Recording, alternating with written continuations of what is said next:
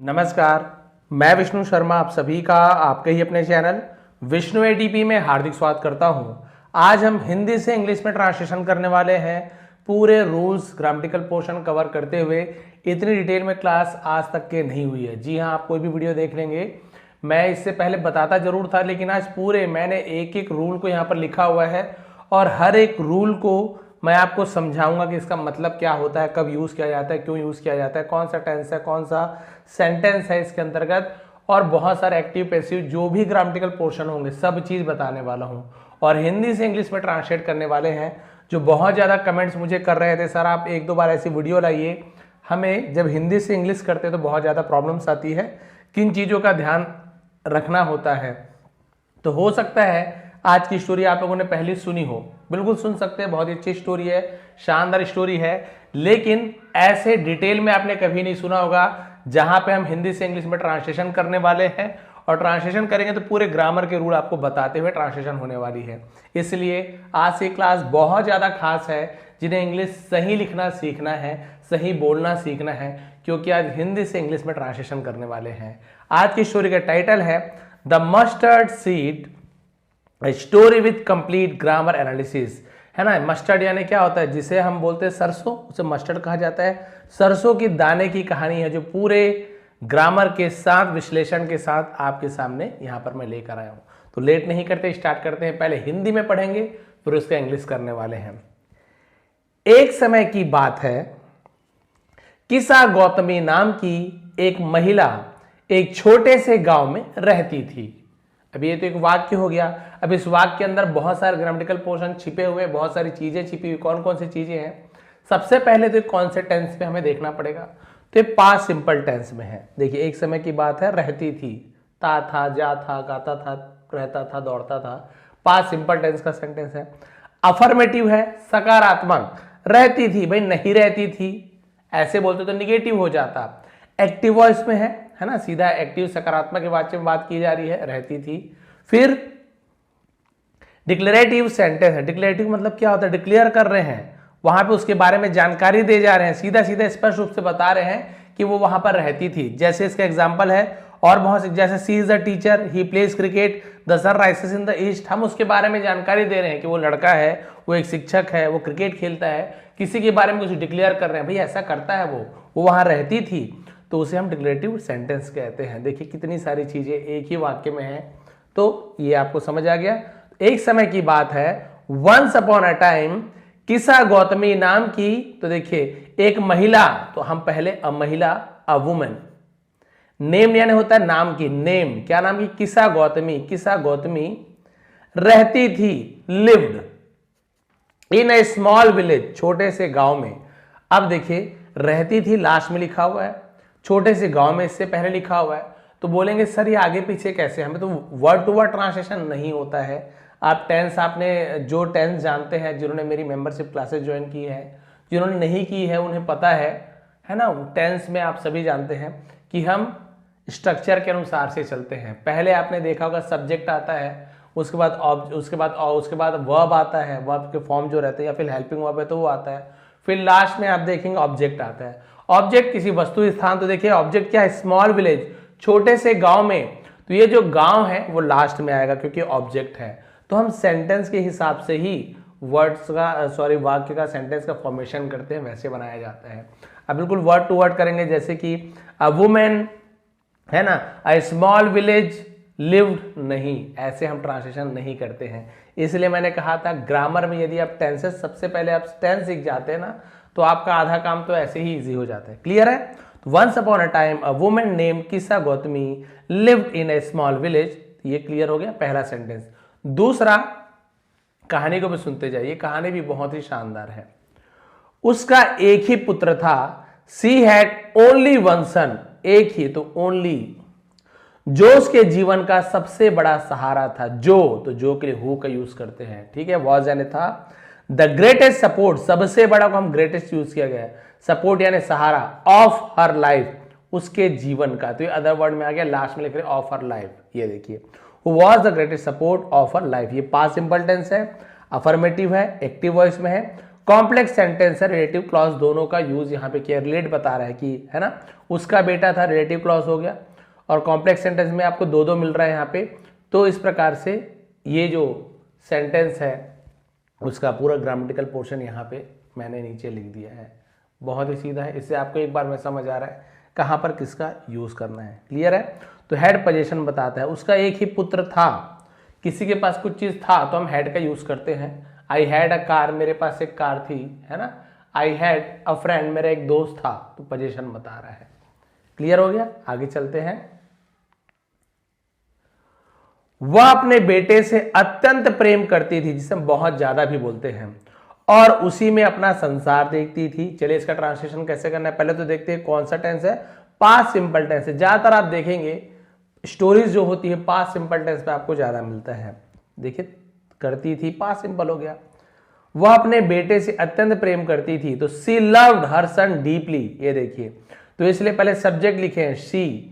अब प्रेम करती थी, ये वर्ब हो गया, तो इसलिए सब्जेक्ट के बाद वर्ब का हेल्पिंग वर्ब भी आता है। बट पास्ट सिंपल टेंस में आप सभी जानते हैं वर्ब के बाद सीधा सब्जेक्ट के बाद सीधा वर्ब का सेकंड फॉर्म आता है। तो देखिए सब्जेक्ट सी और लव का सेकंड फॉर्म लव्ड, क्योंकि प्रेम को प्यार बोलते हैं, लव लव्ड। सी लव, वह प्यार करती थी, हर सन अपने बेटे से, डीपली जिसे मतलब बहुत ज्यादा, और उसी में अपना संसार देखती थी। एंड सॉ, देखती थी, ये वर्ब हो गया, तो इसलिए हम क्या करें, वर्ब को पहले लिख रहे हैं। तो सी सॉ सीन, देखती थी पास्ट सिंपल टेंस है, तो सी का सेकंड फॉर्म सॉ होता है, इसलिए यहाँ पे सी नहीं लिख रहे हैं, सॉ लिख रहे हैं। पास्ट सिंपल टेंस है, इसलिए देखिए लव का लव्ड हो गया, सी का सॉ हो गया।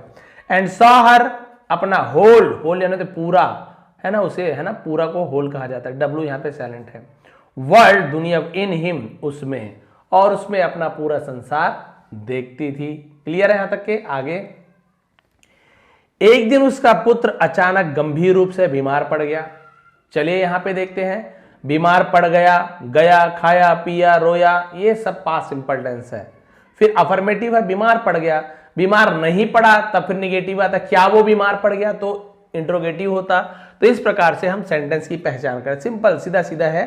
पास्ट सिंपल टेंस का अफर्मेटिव एक्टिव वॉइस में है। तो देखिए एक दिन, वन डे, उसका पुत्र हर सन, अचानक, सडनली, गंभीर रूप से, जिसे हम बोलते सीरियसली, बीमार पड़ जाना, इल, है ना, फेल इल, तो पड़ गया, पढ़ना एक वर्ब है, तो फॉल का फेल हो जाता, तो इसलिए हम वर्ब को पहले लाए हैं। फेल सीरियसली इल, गंभीर रूप से बीमार पड़ गया, तो ये जो बीमारी है इसे हम लास्ट में लिख रहे हैं ऑब्जेक्ट के तौर पे। क्लियर हो गया? तो वन डे हर सन सडनली फेल सीरियसली इल, एक दिन उसका पुत्र अचानक गंभीर रूप से बीमार पड़ गया। अब क्या हुआ, कुछ ही समय में उसकी मृत्यु हो गई, और सोचिए उसका जो इकलौता बेटा था बेचारे की मृत्यु भी हो गई, वो मर भी गया। तो ये भी आपका past simple tense affirmative active voice, कुछ ही समय में, जिसे बोलते हैं within a short time, within यानी के भीतर, के अंदर, अ शॉर्ट टाइम यानी कुछ ही समय के भीतर, कुछ ही समय में उसकी मृत्यु हो गई। ही पास्ड अवे, मृत्यु को हम पास्ड अवे बोलते, पास्ड अवे, गुजर जाना, मृत्यु हो जाना, ही पास्ड अवे। बिल्कुल आप ध्यान रखते जाइए, शुरुआत में हो सकता है आपको थोड़ा कंफ्यूजिंग लगे, बहुत ज्यादा हार्ड लगे कि सर ये तो बहुत ज्यादा हार्ड लग रहा है, कैसे करें, कोई घबराने की बात नहीं है। जिस प्रकार से शुरुआत में आपको इंग्लिश टू हिंदी करते थे तो भी आपको बहुत सारी परेशानी होती थी, लेकिन अब आसानी से आप लोग वाक्यों को आसानी से ट्रांसलेशन कर लेते हैं। वैसे ही ऐसी क्लासेस भी हम बीच बीच में लाते रहूंगे, एक दो दिन के गैप में, जिससे आप अपने आप सेंटेंस को देखकर आप खुद ही हिंदी वाक्य देकर इंग्लिश कर लेंगे। कुछ नहीं करना है बहुत ज्यादा, आपको बस ध्यान से देखते जाना है किसका यूज कहां पे कर रहे हैं, वर्ड्स का मीनिंग भी देखते हैं। मृत्यु पास्ड अवे, कुछ ही समय में शॉर्ट टाइम, है ना, अचानक से सडनली, गंभीर को हम बोलते हैं सीरियसली, बीमार पड़ जाना तो फेल इल। तो ये सब आपको वर्ड्स भी मिल रहे हैं, आपको खुद नहीं पता चले आप क्या क्या सीखते जा रहे हैं, आपके माइंड में क्या क्या बैठते जा रहा है। बहुत ज्यादा फायदा होता है, बस आप ध्यान से सुनते जाइए।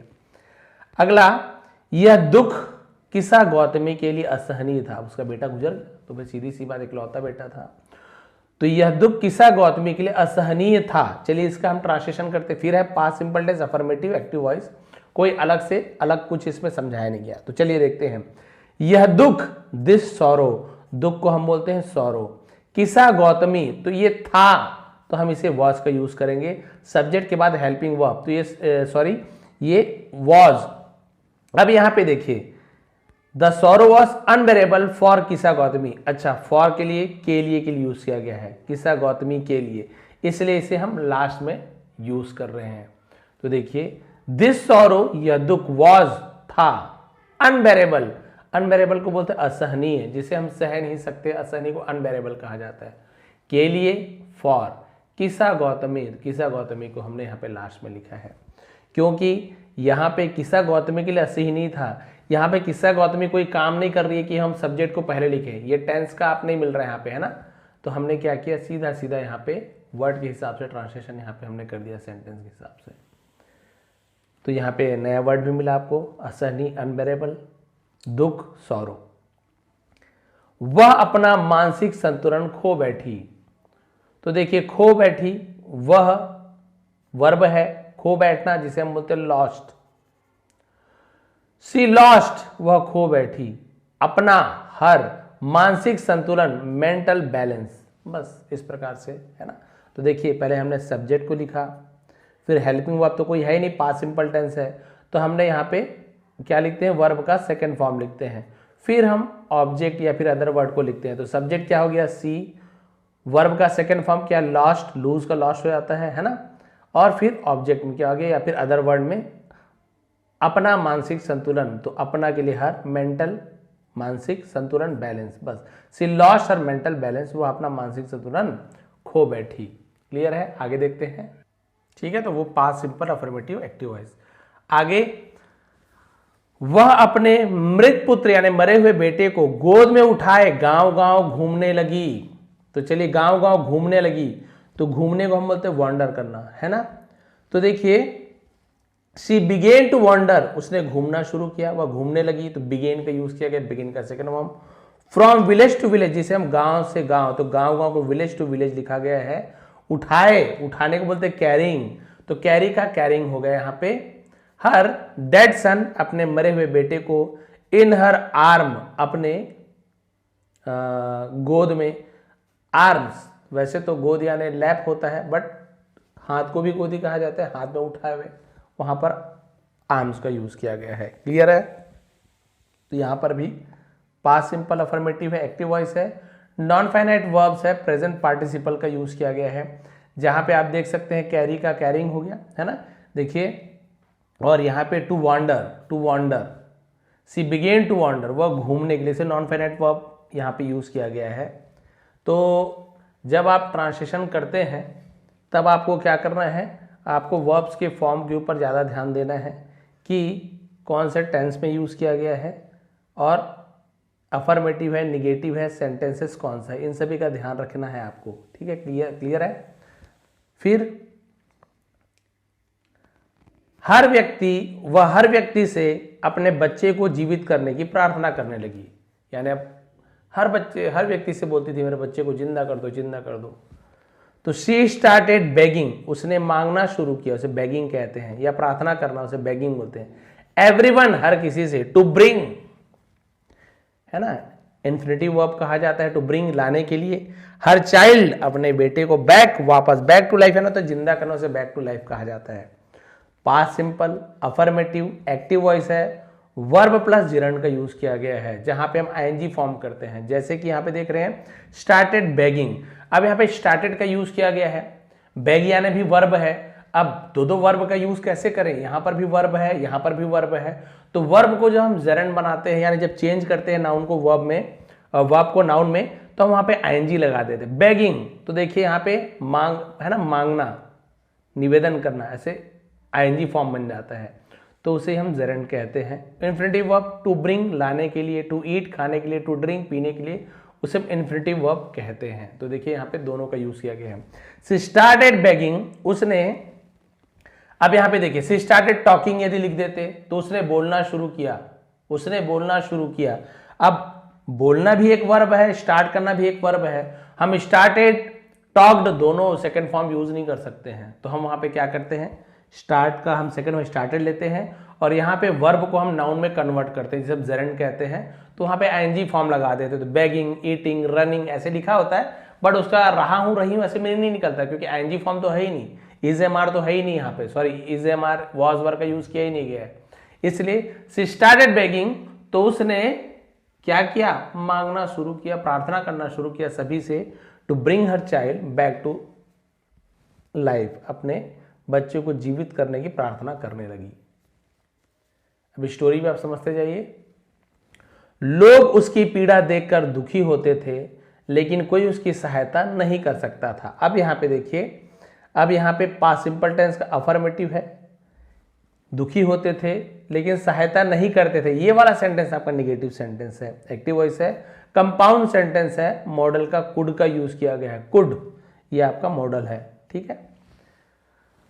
तो चलिए देखते हैं, लोग उसकी पीड़ा देखकर दुखी होते थे, तो पीपल फेल्ट सैड, दुखी होते थे, फेल्ट यानी फील करना, महसूस करना, उसे फेल्ट, फील का फेल्ट हो जाता है, सैड यानी होता है दुख, है ना। पीपल फेल्ट सैड, लोग दुखी होते थे, दुखी महसूस करते थे, सीइंग देखकर, हर पेन उसके दर्द को देखकर।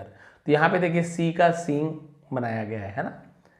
लेकिन कोई उसकी सहायता नहीं कर सकता था, बट नो वन, जिसे हम बोलते कोई नहीं को नो वन कहा जाता है, but no one could, could यानी सकता था, तो कुड एक मॉडल वर्ब है, कुड सकता है भी, सकता था, दोनों का यूज किया जा सकता है, बहुत सारे कुड का यूज किया जाता है। मैंने मॉडल की जो क्लास ली है उसमें मैंने बताया है, मेंबरशिप की जो क्लासेस चल रही हैं। No one could help her, उसकी कोई भी मदद नहीं कर सकता था। भाई अब जिंदा करने बोलेंगे तो कहां से मदद कर पाएगा। एक व्यक्ति ने उसे, यहां पे छूट गया है ना, गौतम बुद्ध के पास, है ना, भगवान गौतम बुद्ध होगा यहां पे, ये भगवान गौतम बुद्ध, ये छूट गया यहां पे। एक व्यक्ति ने उसे भगवान गौतम बुद्ध के पास जाने की सलाह दी। तो देखिए वन पर्सन, एक व्यक्ति, एडवाइज्ड हर, उसे सलाह दी। तो देखिए यहां पे आप देखेंगे कि सलाह को हम वर्ब है, तो एडवाइस का सेकंड हम एडवाइज्ड, पास्ट सिंपल टेंस है, टू हर, है ना, हर यानी उसे, टू गो जाने के लिए, टू गौतमा बुद्ध यानी गौतम बुद्ध है तो गौतमा बुद्ध ऐसे लिखते हैं, ए जोड़ देते हैं, रामा कृष्ण विवेकानंदा, वैसे ही। तो ये टू प्रीपोजिशन है जो किसी नाउन के पहले लगाया जाता है, संबंध बताता है किसके पास जाने के लिए, कहाँ गई, उसको उसके पहले, चाहे स्कूल गई है, जंगल गई, किसी के पास गई है, तो उसके पहले टू प्रीपोजिशन होता है। टू गो इन्फिनिटिव वर्ब है, मैंने बताया था ना आपको, है ना, टू गो जाने के लिए, टू ईट खाने के लिए, टू ड्रिंक पीने के लिए, ऐसे यूज किया जाता है। और एडवाइस का सेकंड फॉर्म एडवाइज्ड। एक व्यक्ति ने उसे गौतम बुद्ध के पास जाने की सलाह दी, one person advised her to go to Gautama Buddha, Gautam Buddha के पास। तो यहाँ पे देखिए ये पूरा इसका जितना भी, ये देखिए इन्फिनिटिव वर्ब मैंने आपको बताया था, इन्फिनिटिव वर्ब टू गो, इतने सारी चीजें होती है लेकिन हम ध्यान नहीं दे पाते। खैर इतनी चीज़ों को आपको ध्यान देने की जरूरत नहीं है, लेकिन आपको पता होना चाहिए किसका यूज़ किया जा रहा है। आपको ट्रांसलेशन करने में इतने ज़्यादा सोचने की जरूरत नहीं है, टेंसेस आपको याद है तो बहुत ज़्यादा आपके लिए हेल्पफुल होगी।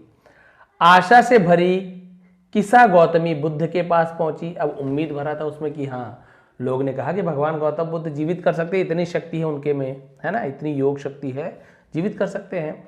आशा से भरी, जब बोलते फिल्ड विथ होप, आशा यानी उम्मीद, भरी फिल्ड से यानी विथ, फिल्ड विथ होप, आशा से भरी, किसा गौतमी उसका नाम है, किसा गौतमी पहुंची, तो ये वर्ब है तो सब्जेक्ट के बाद वर्ब का यूज किया, तो रीच का सेकंड फॉर्म रीच्ड बुद्धा, है ना, रीच्ड बुद्धा, बुद्धा के पास पहुंची। उसने रोते हुए कहा कि कोई औषधि दीजिए जिसका उसका पुत्र जीवित हो जाए।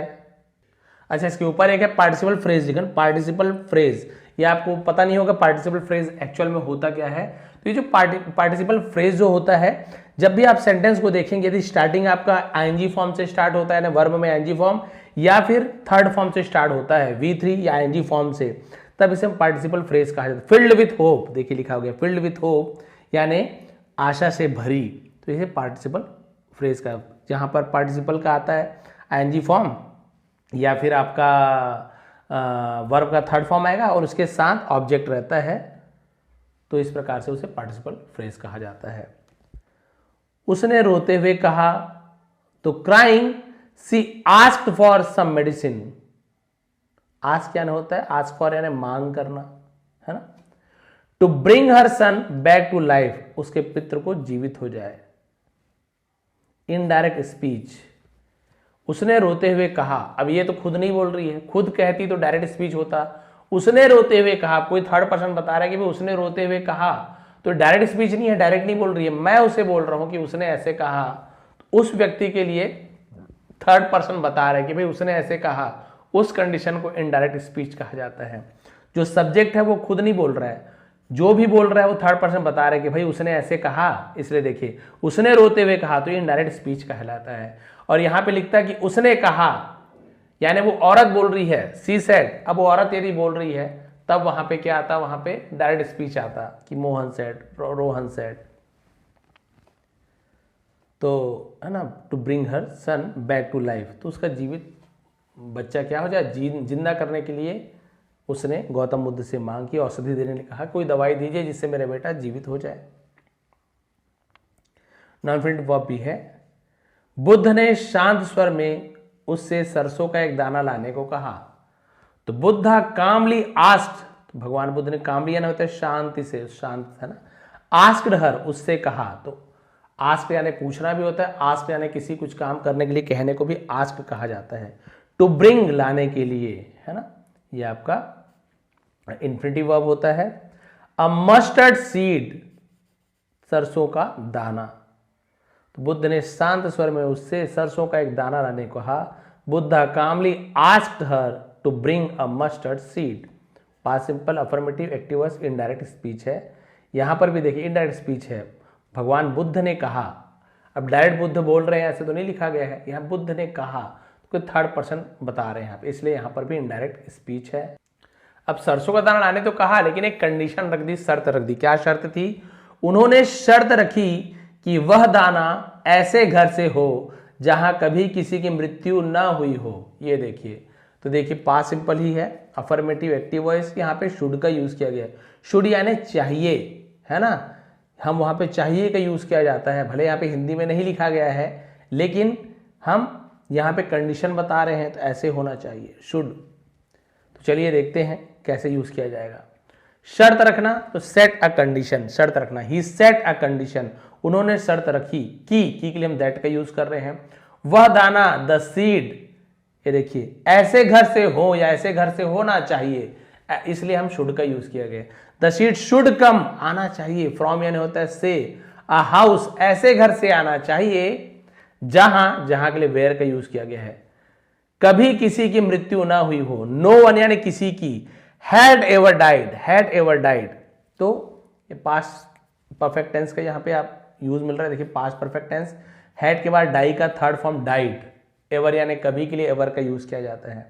तो जहां पर किसी की कभी मृत्यु नहीं हुई हो, ऐसे घर से सरसों का दाना लाओ, भगवान बुद्ध ने कहा, फिर मैं तुम्हारे बच्चे को जीवित कर दूंगा। कोई परेशानी नहीं है, जीवित कर दूंगा, मेरे पास शक्ति है, बस एक कंडीशन है, किसी ऐसे घर से दाना लेकर आओ जिसके पूरे परिवार में, है ना, दादा चाचा मामा या परिवार में किसी की मृत्यु ही नहीं हुई हो, बस एक ही सरसों का दाना लाना है, ज्यादा नहीं लाना है तुमको, ले आओ।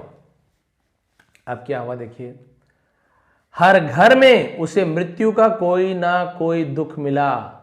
इन एवरी हाउस, हर घर में, तो in every house, she found, उसे मिला, सम सॉरो यानी कोई दुख ऑफ डेथ, ये देखिए कोई दुख मिला यानी मृत्यु का कोई ना कोई दुख उसे मिला, यानी हर घर में मृत्यु का दुख था। कोई ऐसे नहीं बोल सकता था कि मेरे पिताजी, किसी के पिताजी माता है तो उसके दादा दादी नहीं है। पता चल रहा है कोई बूढ़ी व्यक्ति है, बूढ़ी महिला है, उसके बच्चे की भी मृत्यु हो गई, जैसे इसके बच्चे की मृत्यु हो गई, वो बोली मेरे भी बेटी की मृत्यु हो गई, तो मैं सरसों के दाना कहाँ से दूँ।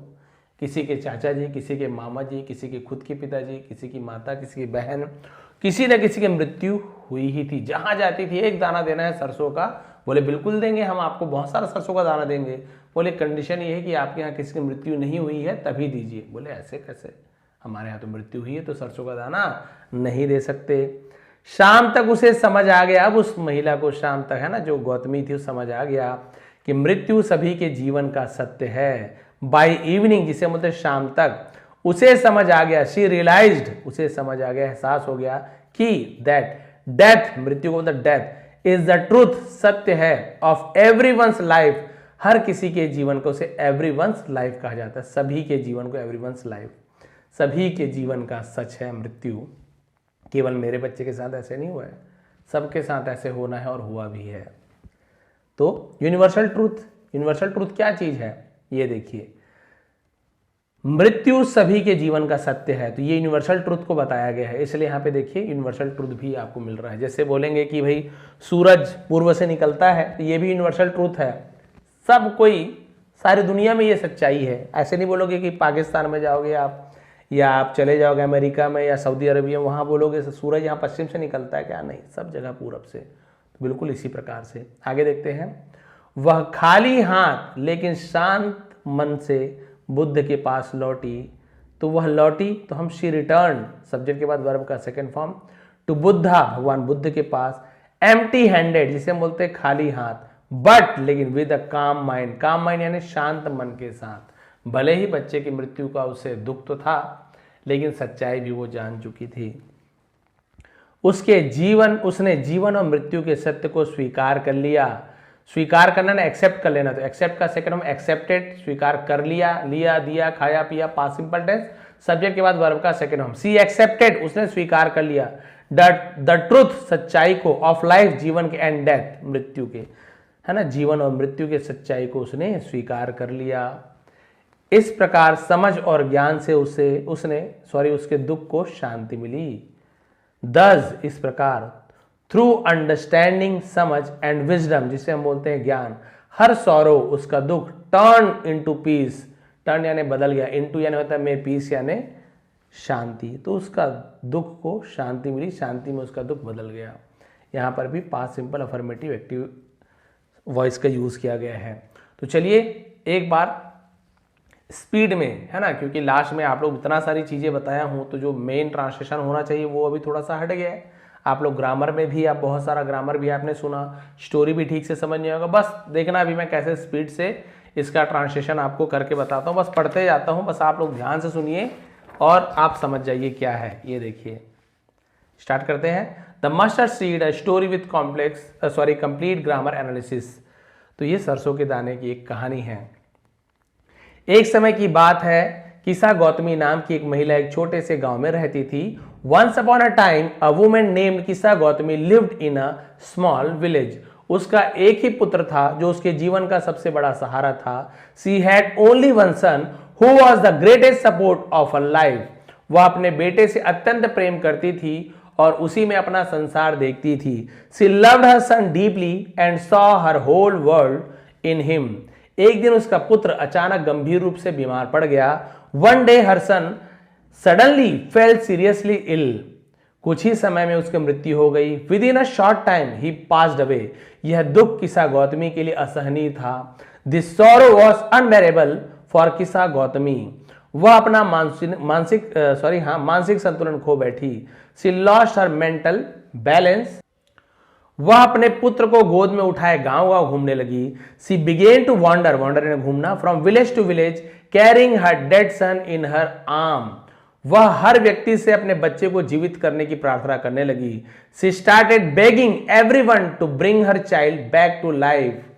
लोग उसकी पीड़ा देखकर दुखी होते थे, लेकिन कोई उसकी सहायता नहीं कर सकता था। People felt sad seeing her pain, but no one could help her. एक व्यक्ति ने उसे भगवान गौतम बुद्ध के पास जाने को कहा। One person advised her to go to Gautam Buddha. आशा से भरी किसा गौतमी बुद्ध के पास पहुंची। फिल्ड विथ होप किसा गौतमी रीच्ड बुद्धा। उसने रोते हुए कहा कि कोई औषधि दीजिए, दवाई दीजिए, जिससे उसका पुत्र जीवित हो जाए। Crying she asked for some medicine to bring her son back to life. Buddha ने शांत स्वर में उससे सरसों का एक दाना लाने को कहा। Buddha calmly asked her to bring a mustard seed. उन्होंने शर्त रखी कि वह दाना ऐसे घर से हो जहां कभी किसी की मृत्यु न हुई हो। He set a condition that the seed should come from a house where no one had ever died. हर घर में उसे मृत्यु का कोई ना कोई दुख मिला। In every house she found some sorrow of death. शाम तक उसे समझ आ गया कि मृत्यु सभी के जीवन का सत्य है। By evening she realised that death is the truth of everyone's life. वह खाली हाथ लेकिन शांत मन से बुद्ध के पास लौटी। She returned to Buddha empty handed but with a calm mind. उसके जीवन और मृत्यु के सत्य को स्वीकार कर लिया उसने। She accepted the truth of life and death इस प्रकार समझ और ज्ञान से उसके दुख को शांति मिली। Thus, through understanding and wisdom, her sorrow turned into peace. Clear है, कोई घबराने की बात नहीं है। अभी भी आप लोग को लग रहा होगा सर थोड़ा सा ये हार्ड लग रहा है, हमें इंग्लिश टू हिंदी बहुत आसान लगता है क्योंकि वहाँ पे आपको बहुत ज़्यादा सोचने की ज़रूरत नहीं है, आगे पीछे करके बना लेते हैं। बट जब आप हिंदी टू इंग्लिश करते हैं ना तो बहुत ज़्यादा आपको ग्रामर की ज़रूरत पड़ती है, टेंसेस की यूज़ होती है, मॉडल कब लगा है, क्या लगा है, एक्टिव पैसिव क्या होता है, फिर याद आती है ग्रामर की, सर अब हम ग्रामर कैसे करें। तो इसके लिए मैंने बहुत सारे वीडियो ऑलरेडी बना चुका है। मेंबरशिप की क्लासेस मेरे है ना 100+ लोगों ने ज्वाइन कर चुका है, बहुत सारे लोगों ने ज्वाइन किया है और वो सभी क्या कर रहे हैं, मेंबरशिप क्लास उन्होंने स्टार्ट कर दी है। टेंसेस पूरा कंप्लीट हो चुका है, आप जाएंगे आपको पूरी वीडियो मिल जाएगी। इसके अलावा वहाँ पे एडवांस लेवल में आपको वॉइसेस भी मिल जाएंगे और बेसिक लेवल में पूरा आपको इंग्लिश पढ़ना, हर एक वर्ड को पढ़ना, जिसे पढ़ना भी नहीं आता उनके लिए बेसिक लेवल की क्लासेस चल रही है और जिन्हें ग्रामर सीखना है उनके लिए ग्रामर की क्लासेस चल रही है। तो मेरे सब्सक्राइब बटन आपको मिलेंगे यूट्यूब में, उसके बगल में ही आपको ज्वाइन बटन मिलेंगे, जहाँ पे आप क्लिक करने से आपको एक बेसिक लेवल का और एडवांस लेवल 2 लेवल का आपको मेंबरशिप प्लान मिलेगा। तो आप जो मर्जी, बहुत ही नॉमिनल प्राइस है, वो आप लोग ज्वाइन कर सकते हैं। तो आप जो भी ज्वाइन करना चाहते हैं कर लीजिए। वहाँ पे आपको पुरानी वीडियो तो देखने को मिल ही जाएगा, प्लेलिस्ट में पूरी वीडियोज़ हैं, उन वीडियो को केवल वही लोग एक्सेस कर सकते हैं जिन्होंने ज्वाइन किया है। तो यदि आपको ग्रामर भी सीखना है मुझसे तो आप ज्वाइन कर सकते हैं। आप सभी का बहुत बहुत धन्यवाद, आपका दिन शुभ रहे। इसका बढ़िया सा PDF, कोई घबराने की बात नहीं, इसका पूरा PDF आपको नीचे डिस्क्रिप्शन में टेलीग्राम का लिंक है, फ्री में आपको इसका PDF मिल जाएगा। वहाँ पे आप जाएंगे, क्लियरली है ना, बढ़िया, ये पेंसिल का निशान नहीं रहेगा, मस्त क्लियर PDF मिल जाएगा। एक बार आप लोग फिर से पढ़ के देखेंगे क्या क्या प्रॉब्लम है, कहाँ कहाँ समझ नहीं आ रहा है, आराम से आप लोग समझ जाएंगे। ऐसी और भी क्लासेस आएंगे, फिर ये भी आपको ईजी लगने लगेगा। आप जब हिंदी टू इंग्लिश बनाएंगे बोलेंगे सर अब तो ये भी ईजी लगने लगा। बस बोलते हैं ना, प्रैक्टिस मेक्स परफेक्ट। तो जितना ज़्यादा अभ्यास करते रहेंगे उतना ज़्यादा परफेक्ट होते जाएंगे। आप सभी का बहुत बहुत धन्यवाद, आपका दिन शुभ रहे। नए हैं तो प्लीज़ चैनल को सब्सक्राइब कर लेंगे।